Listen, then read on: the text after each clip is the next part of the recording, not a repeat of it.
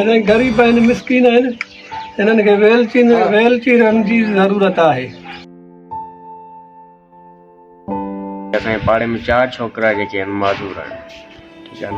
उन्हनि ही डॉक्टरनि विया आहिनि इलाज बि कराइण जे लाइ, त कोई इलाजु हिननि खे मिले नथो सुठो, न कोई हिनखे गवर्नमेंट इदारे खां काई मदद मिले।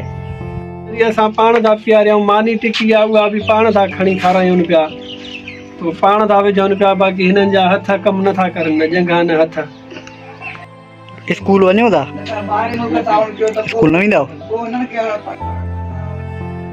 तालीम हर ॿार जो हक़ु आहे, उहो हिकिड़ो तंदुरुस्त ॿारु हुजे या डिसेबल माण्हू हुजे, उनजो तालीम हिकिड़ो बुनियादी हक़ु आहे। इंसान जेको आहे सो तालीम थी ठाहे, एजुकेशन थी ठाहे, सो हिननि जो हक़ु आहे, हिननि खे मिलणु खपे। पीउ हिननि जो जेको आहे त ग़रीब आहे, सफ़ा मिसकिन, उहो लोहार को दुकान त उहो कमाईंदो आहे, ॿियो कुझु कोन वञे। हिननि ग़रीबनि सां मदद कई वञे, जेको थी सघे व्हीलचेयर जी हिननि खे घुर्ज आहे। हिकु तमामु बहितरीनु कमु आहे की इंसान जी मदद करणु। हे त माज़ूर आहिनि, हिननि जी मुल्की सतह ते हेल्थ वारनि खे बि अचणु घुरिजे, हिननि जूं टेस्टियूं थियनि हिननि खे।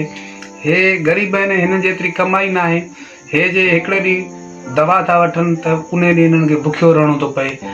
इलाजु त हिननि जो जेको ई थियो, इलाजु त कोन थियो हिननि जो, पर व्हीलचेयर जी ज़रूरत आहे हिननि खे, ख़ासि करे व्हीलचेयर बसि हिननि खे मिली वञे।